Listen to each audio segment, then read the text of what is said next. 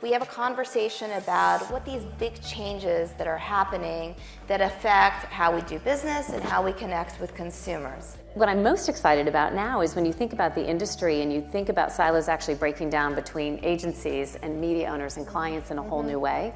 Bloomberg is investing in marketing services in a much more significant way because we feel like we have data and intelligence that would be additive to a client's work or on behalf of an agency to a client. And who could program a business audience better than somebody who owns the C-suite and business decision makers around the globe, and how do we bring that expertise to agencies or to clients in a much more collaborative way? So not only do I see the silos breaking down internally, I see them breaking down around the industry. McDonald's is a perfect example of that.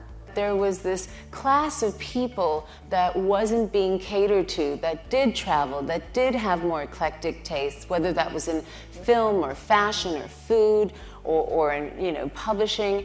And so I believe I have benefited and been lucky in the fact that now the consumer is able to dictate to me and to all of you and to the people who give me book contracts or TV shows to do my own thing in its specificity. And that's been a great innovation that I don't think anybody foresaw. I mean, if you think about all the data that's available to us, if we really understood what to do with it, we'd be brilliant. We really would. We'd all be, much farther ahead in our own transformation than we are. It's because we just think about it as data. We need a new way to think about it. And to me, it's not about all the information. It's about what questions are we asking of that data.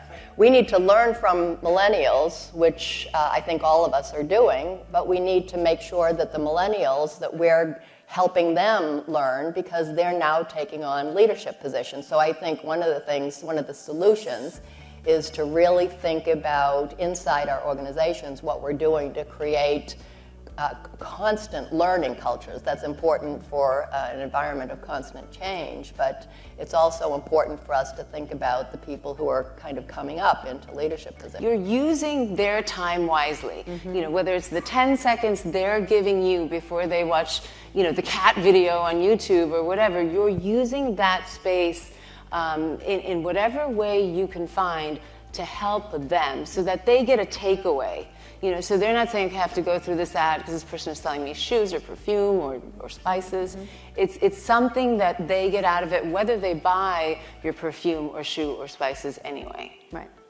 And relevance today doesn't have to be guesswork anymore because the technology is giving us that feedback in real time. We don't sit down and say, how can we create ads that people are going to skip? But ads are out there that get skipped, and so that's one more set of data points. What's the environment in which they're being skipped?